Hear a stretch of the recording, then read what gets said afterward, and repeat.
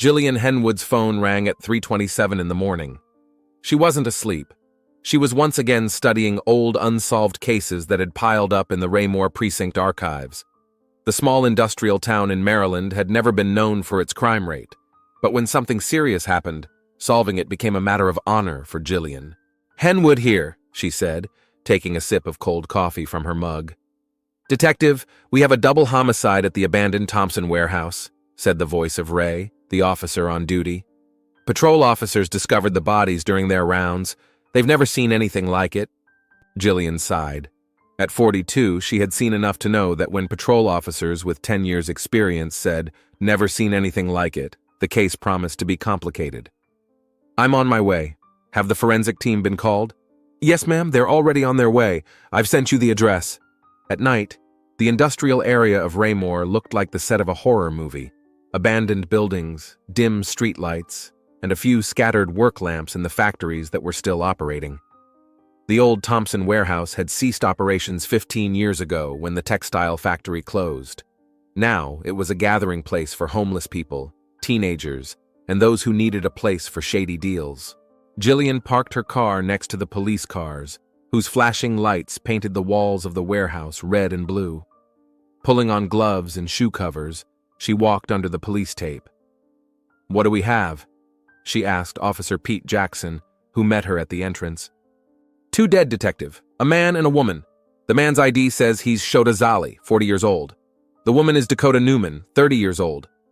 Gillian nodded and headed deeper into the building.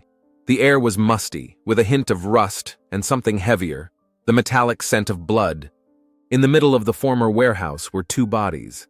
They lay about 10 feet apart, but their positions seemed strangely orderly, as if someone had arranged them in a specific way after they died. The man, stocky, with short-cropped hair and a small beard, lay on his back, his hands neatly folded across his chest. The woman, slender with long braids, lay on her side, as if asleep. Both were black, both dressed simply but neatly. "Strange," Gillian muttered, crouching down next to the man's body. "They look like they've been laid out." "Exactly," agreed forensic expert Marcus, who was already examining the bodies. "And what's even stranger is that they were killed with different weapons. The man was stabbed with a knife, a fairly professional blow to the ribs, right in the heart. The woman was strangled, but before that she was hit hard on the head with a blunt object." Gillian frowned as she looked around the crime scene. There were traces of blood on the dirty concrete floor, but much less than one would expect from such wounds. "They weren't killed here," she stated. "At least the man wasn't. They were brought here after they died." "I agree," Marcus nodded. "And judging by the temperature of the bodies and the rigor mortis, death occurred approximately 6 to 8 hours ago." Gillian glanced at her watch. That meant the murder had taken place between 7 and 9 p.m. "Any theories about a connection between the victims?" One of the detectives looked up from Shota's phone, which he had been studying. Judging by the contacts, Dakota was his sister. The last call to her number was at 6:30 p.m., and the conversation lasted 12 minutes. Gillian looked thoughtfully at the bodies, brother and sister, killed together, neatly laid out in an abandoned place. "Check their addresses," she ordered. "I need to know if they lived together or separately, and check if Shota was married." 20 minutes later, she was told that Shota Zali was married to Linai Zali, and they lived in a small house in the southern part of Raymore. Dakota Newman rented an apartment in an apartment building in the center and worked as a bartender at the Blue Gin bar. "Let's go to his wife," Gillian decided. "Maybe she knows something or noticed something." The Zali family home was typical of a working-class neighborhood. Small, 2 stories, with a small, well-kept yard. Despite the late hour, the lights were on. Gillian rang the doorbell and almost immediately heard hurried footsteps. The door was opened by a woman of about 35 with a tired face and red eyes. Her hair was pulled back into a messy bun, and she was wearing a warm robe. "Mrs. Zali?" Gillian asked, showing her badge. "I'm Detective Gillian Henwood. May I come in?" Linnea nodded, stepping back from the door. "Did you find Shota?" she asked in a trembling voice. "He didn't come home. I called the hospitals, the police." Gillian entered the living room, noting how clean and tidy the house was. On the mantelpiece were several photographs. Shota and Lanaya on their wedding day, then at a picnic with a waterfall in the background. "Mrs. Zally, I'm very sorry, but I have some bad news," Jillian began gently. "Your husband has been found dead." Lanaya froze, as if not understanding what had been said. Then her legs buckled and she sank heavily onto the sofa, covering her face with her hands. Her shoulders shook with sobs. "No, not Shota," she repeated through her tears. Jillian gave her time to cope with the initial shock. Then she asked gently, "Do you know anyone who might have wanted to harm your husband?" Lanaya shook her head, wiping away her tears. "No, Shota was a good man. He had his own auto repair shop, small, but his customers loved him. He never hurt anyone." "What about his sister, Dakota? Were you close with her?" A strange shadow flashed across Lanaya's face, but it disappeared so quickly that Jillian wondered if she had imagined it. "We were okay. Not very close. She saw Shota a lot. They were close. What about her?" "Unfortunately, Dakota was also killed," Jillian said quietly, watching the woman's reaction. Lanaya gasped, her eyes widening. "God, both of them," she whispered. "How did this happen?" Jillian didn't go into details. "We're investigating. Tell me, when was the last time you saw your husband?" "This afternoon," Lanaya replied, still trying to catch her breath. "He left around 6, said he had to finish a car. He usually comes back around 8, but he didn't come home today. I called him, but his phone was off." "Is his workshop far from here?" 15 minutes away, on Industrial Road." Jillian wrote down the address. "Do you know if Shota was planning to meet his sister today?" Lanaya shook her head. "He didn't say, but they often saw each other after work. Dakota works at a bar near his workshop." "Tell me about your marriage," Jillian asked, changing the subject. "Were you happy?" Lanaya paused for a moment as if searching for the right words. "We were together for 7 years. Of course, like everyone else, we had our difficulties, but overall, yes, we were happy." Jillian noticed a slight hesitation before the last sentence. Something told her that not everything was as smooth as Lanaya wanted it to seem. "Have you had any conflicts lately?" "Nothing serious," Lanaya replied quickly. Too quickly. "Mrs. Zally," Jillian said gently, "I understand this is a difficult time, but any detail could help find the killer of your husband and his sister." Lanaya took a deep breath. In recent months, Shota had become distant. He spent more time away from home and was pensive. I thought it was because of problems at work. I asked him about it, but he said everything was fine, that he was just tired. "How long have you known Dakota?" "Since I met Shota. They were always close. She was his younger sister." Jillian made a note in her notebook. "One last question for today. Do you know anyone named Terrence Newman?" Lanaya frowned. "That's Dakota's stepfather. He and Shota didn't get along. They had some old feud, but Shota never went into details." After talking to Lanaya, Jillian headed to the Blue Gin Bar, which was already closing. The night manager confirmed that Dakota was supposed to work until midnight, but hadn't shown up for her shift, which was very unlike her. "She was a reliable employee," he said. "Never missed a shift without warning." "Did her brother come here often?" Jillian asked. "Shota, yes, almost every day after work. Sometimes he just had a beer. Sometimes he and Dakota would talk after her shift." "Did they get along well?" "Very well. They were close, always joking and laughing. Sometimes they would leave together." "Did you notice anything unusual about their relationship?" The manager shrugged. "Nothing in particular, although..." He paused. "Lately they've been whispering more, like they had a secret. But, it's none of my business." In the morning, Jillian received the first results of the forensic examination. There were no signs of sexual assault on either body. The fingerprints on Shota's murder weapon, a kitchen knife, had been carefully wiped off. No traces of drugs or alcohol were found in the victim's blood. When the forensic team unlocked Shota's phone, his fingerprint still worked on the scanner, they found numerous messages between him and Dakota. Most were ordinary, about meetings, weekend plans, family matters. But in the last 2 months, the tone of the messages had changed. "We need to be more careful," Shota wrote. "I can't hide it anymore," Dakota replied. "Just a little longer. I promise we'll figure it all out," Shota reassured her. In the favorites folder in Shota's phone gallery, forensic investigators found a series of photos. Jillian looked through them, feeling the pieces of the puzzle begin to fit together into a completely unexpected picture. The photos showed Shota and Dakota in intimate situations. They were kissing and hugging, and it was obvious that their relationship went far beyond brother and sister. "Damn it," Jillian muttered as she flipped through the photos. "That's why they were hiding." She stopped at the last photo, where Dakota was partially naked. And it was that photo that made Jillian freeze.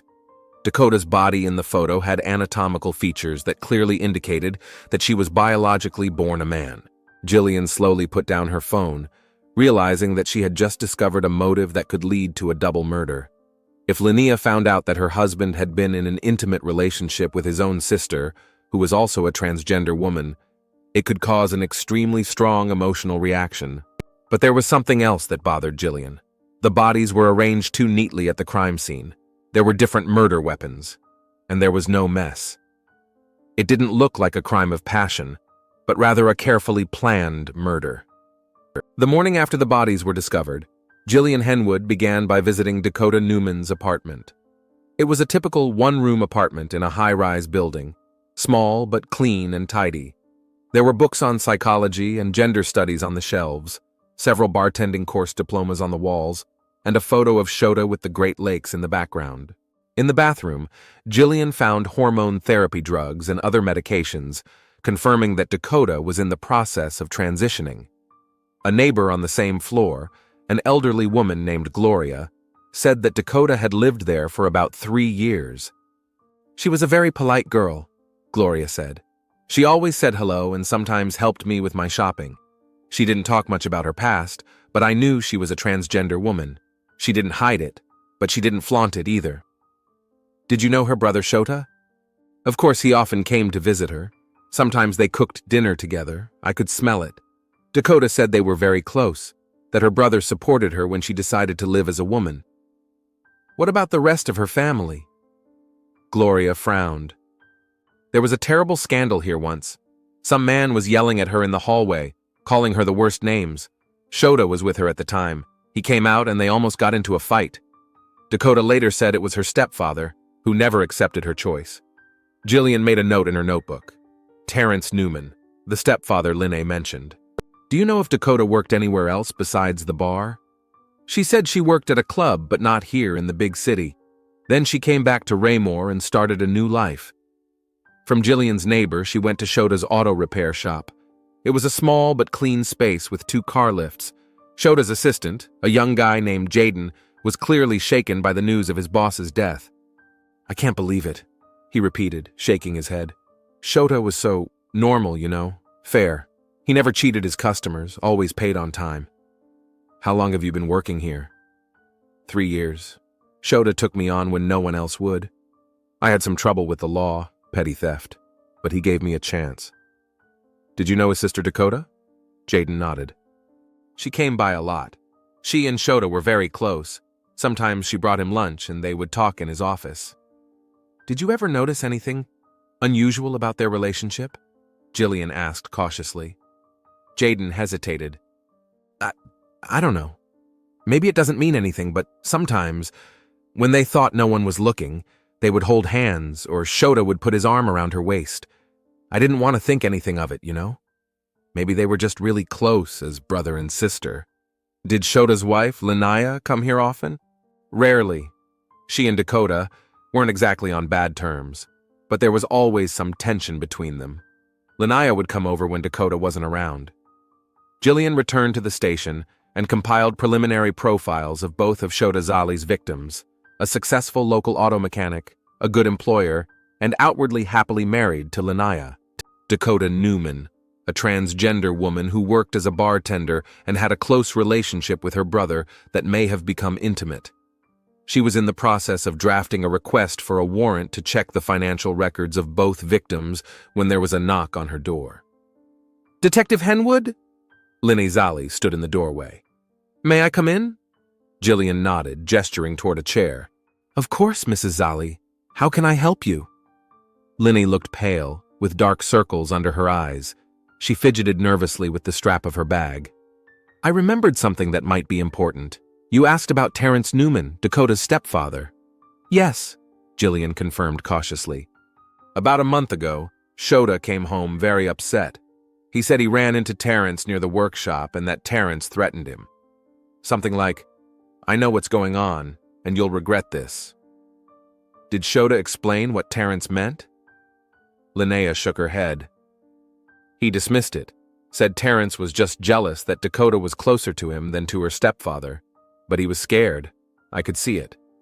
A week later, someone smashed a window in the workshop. Do you think it was Terrence? Shota was sure it was. He said he saw his car nearby that evening. Jillian made a note. Do you know where Terrence Newman is now? He lives on the outskirts of town, in the Pine Creek Trailer Park.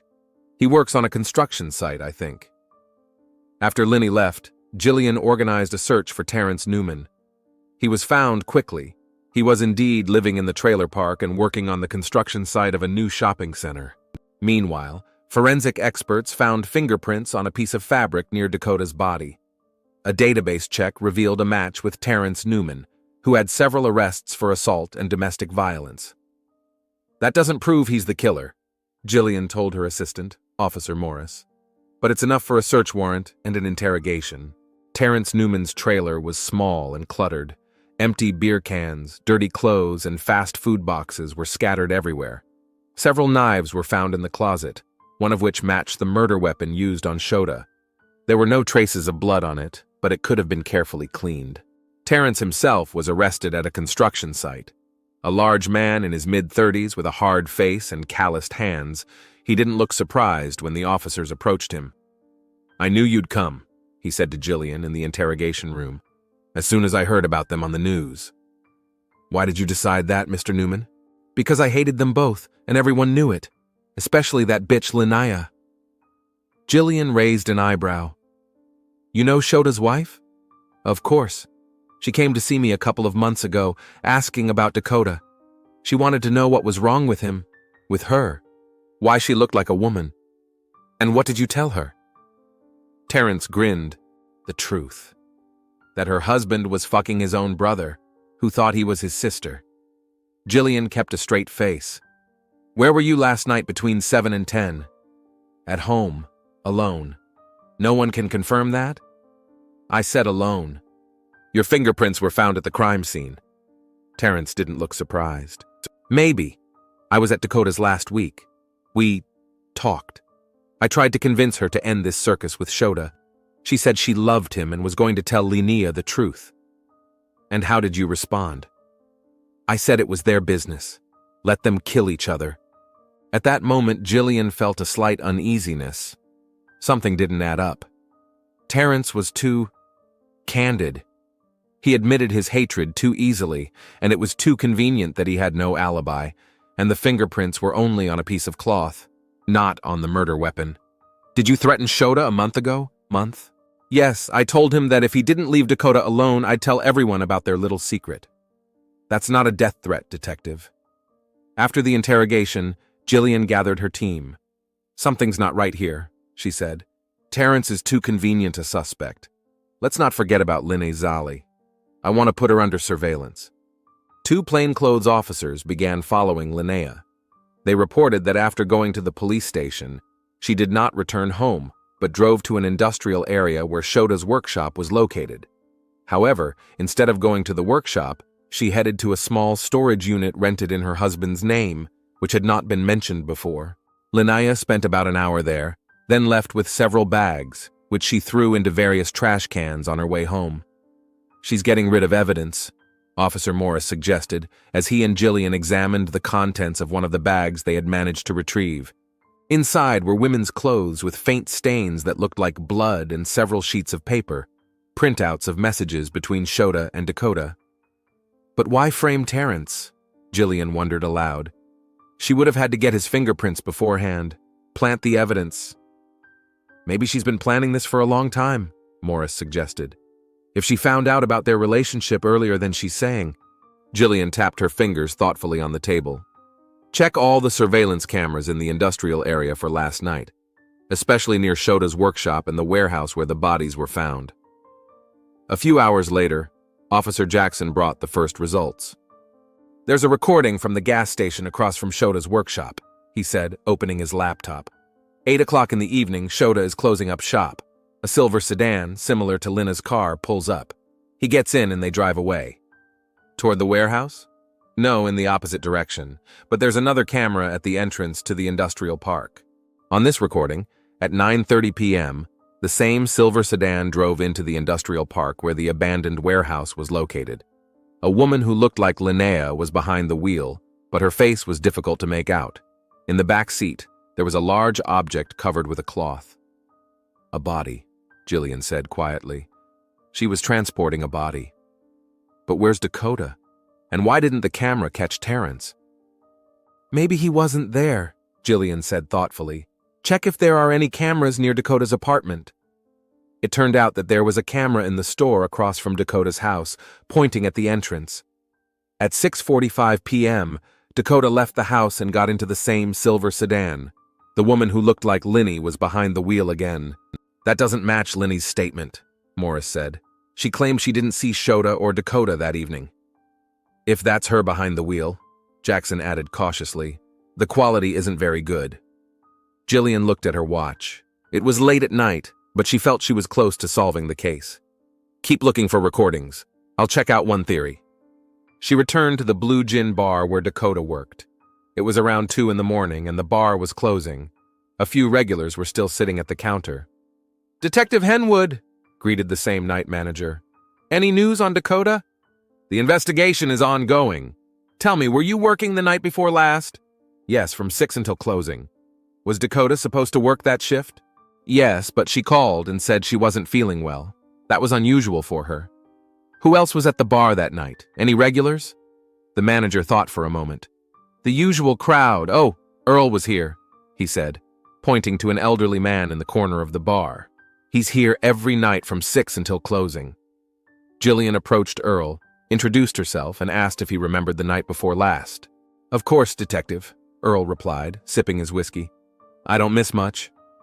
"Do you know Dakota Newman, the bartender?" "Sure. Nice girl, always remembered my order. Too bad she wasn't here the night before last. I thought she quit." "Do you know her brother, Shoto?" "The mechanic?" "Yes, he used to come in a lot. He and Dakota were close, if you know what I mean." Earl winked meaningfully.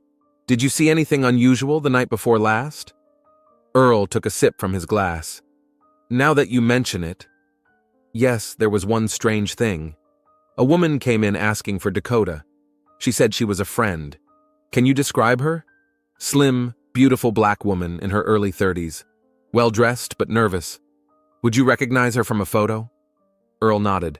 Jillian took out her phone and showed him a photo of Linny she had found on social media. "Is this her?" Earl squinted, then nodded decisively.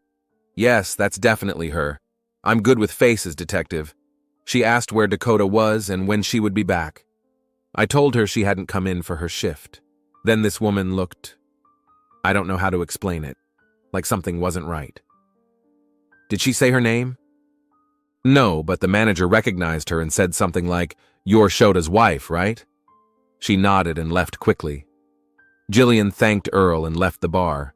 So Linnea was at the bar on the night of the murders, looking for Dakota, even though she claimed she hadn't seen her or her husband. Security cameras captured a woman who looked like her with both victims. She was disposing of evidence after her husband's death. The picture of the crime was starting to come together, but Jillian still lacked the crucial evidence that would link Linnea directly to the murders. She decided to check the warehouse where the bodies had been found again, looking for any clues she might have missed. In the parking lot near the warehouse, she noticed a homeless man rummaging through a dumpster. Something told her to approach him. "Sir, I'm Detective Henwood. Can I ask you a few questions?" The homeless man looked at her warily but nodded. "Are you often in this area?" "I live here," he said, pointing to a makeshift shelter between the containers. "For a year now." "Were you here the night before last?" "Yes, all night." "Did you see anyone near this warehouse?" Jillian pointed to the building where the bodies had been found. The homeless man scratched his beard. "I saw a car, a silver one. A woman arrived, alone. Then she left and came back.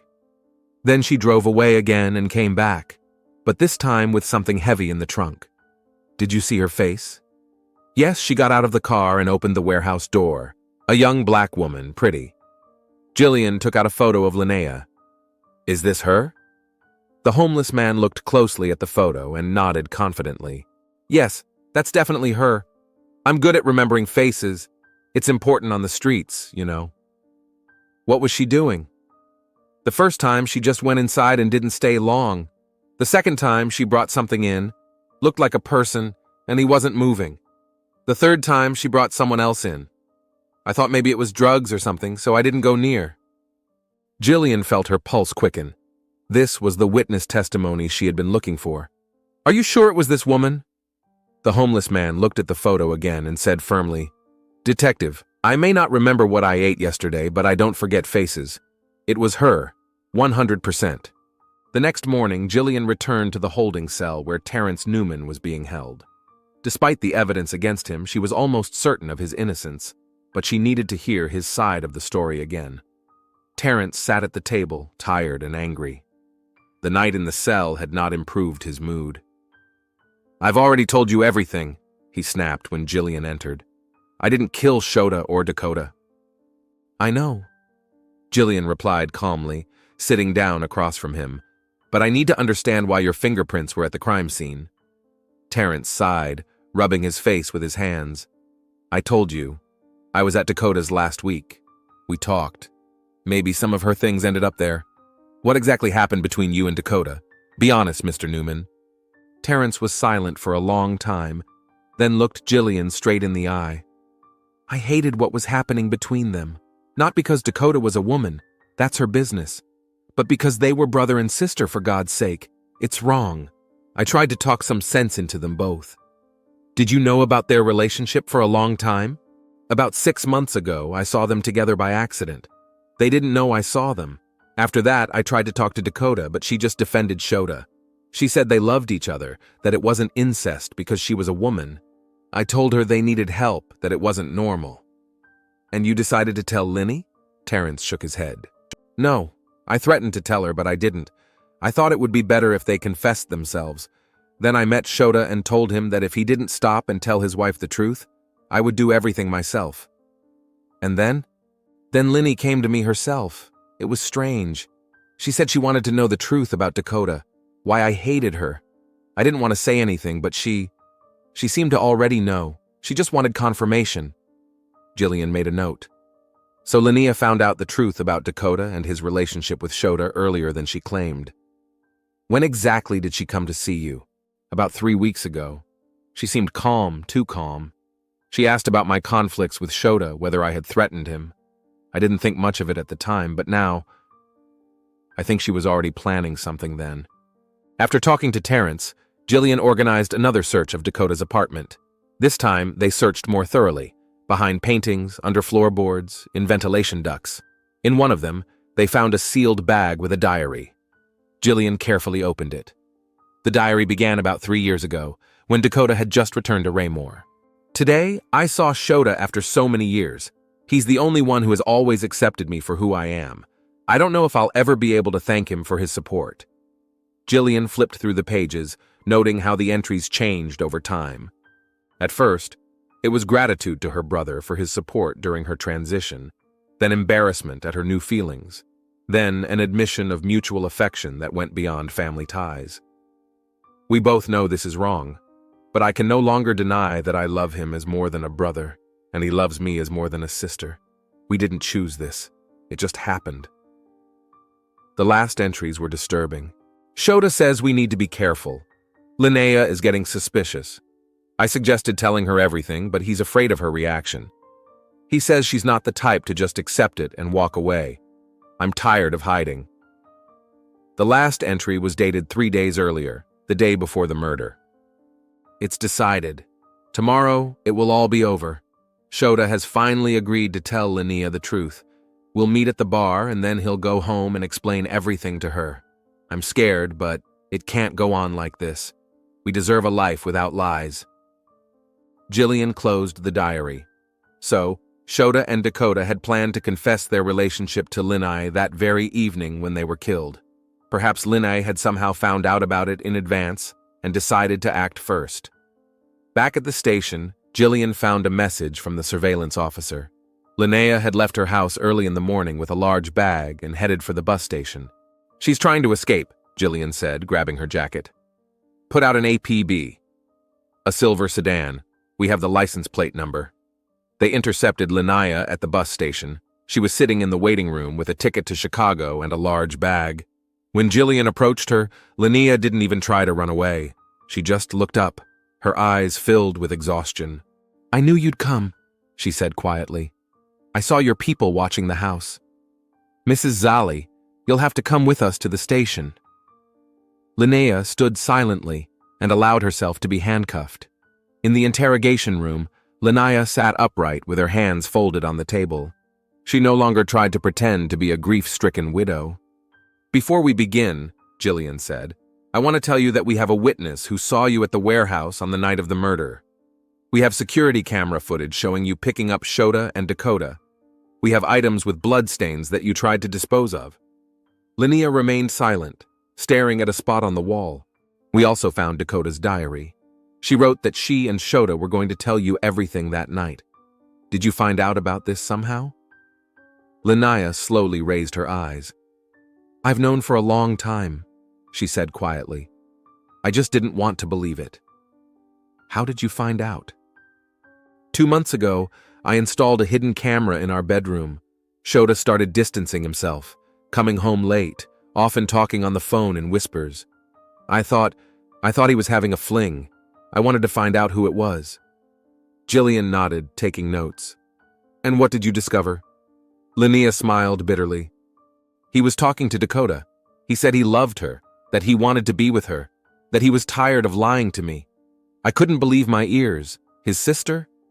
But then he said something strange. 'You've always been a woman to me, from the very beginning, even when you didn't realize it yourself.' And then you understood." "Not right away. I started following them. I saw them meeting, saw him hugging her. Then I found photos on his phone while he was asleep. And I realized that Dakota was a transgender woman," Jillian finished. "Yes, his own brother who became a woman. And my husband loved her, not me." Tears finally appeared in Linnea's eyes. "I went to Terrence to find out more. He confirmed my suspicions. He said he also thought their relationship was wrong. Then I started planning." "What exactly did you plan, Linne?" "At first, I just wanted a divorce. But the more I thought about how they had deceived me, laughed behind my back all these years. Then I overheard Shota talking to her on the phone. They were going to tell me everything, and then leave together. Leave me with nothing after 7 years of marriage." Linnea clenched her fists. "I couldn't let that happen. They didn't deserve happiness after what they did to me." "How did you plan it?" "I took Terrence's fingerprints when he came over for a barbecue a month ago. I kept the glass he drank from. I knew he had a criminal past, that he had threatened Shota, the perfect suspect." Linnea spoke calmly, almost detached, as if she were talking about someone else. "That evening I called Dakota and told her that Shota had been in an accident and she needed to come right away. I picked her up from her house. She got in the car, not suspecting a thing. I drove her to the warehouse where Shota sometimes kept spare parts. When she realized it was a lie and tried to leave, I hit her over the head with a tire iron." Jillian listened without interrupting. Linnea continued, her voice growing quieter. "Then I drove to Shota's workshop. I said Dakota was in trouble and needed help. He got in the car right away. We drove to the warehouse. When he saw Dakota unconscious, he rushed over to her. That's when I stabbed him. Once, but precisely. I know anatomy well, I'm a nurse." "Did you plan in advance how to dispose of the bodies?" Linnea nodded. "I wanted them to look peaceful. I don't know why. Maybe part of me still loved them, despite everything." "And you planted evidence pointing to Terrence?" "Yes, I left a piece of fabric with his fingerprints on it.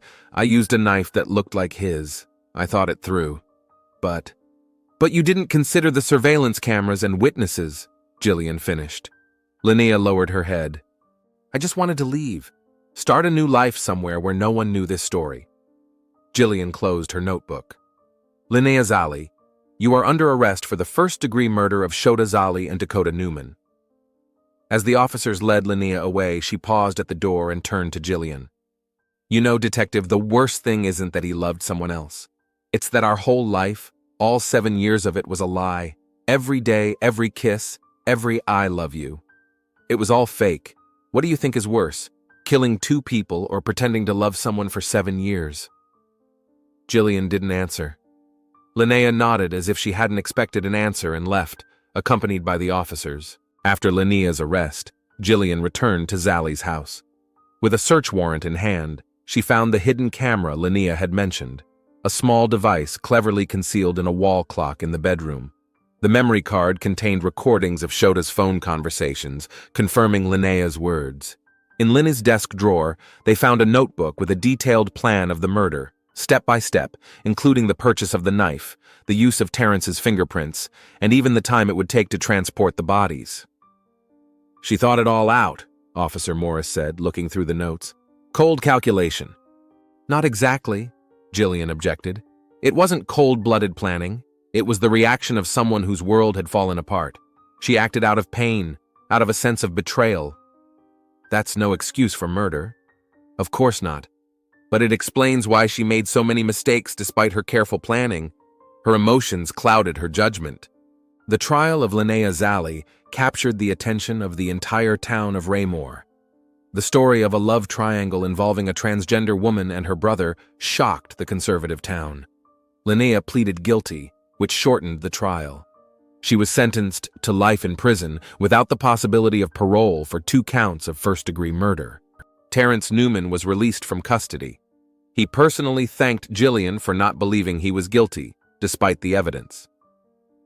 A few weeks after the case was closed, Jillian sat in her office, rereading the report before sending it to the archives. The case was closed, the criminal punished, but she still felt the weight of the story. She took out Dakota's diary, which was now part of the case file as evidence. She flipped to the last entry and reread it. "We deserve a life without lies."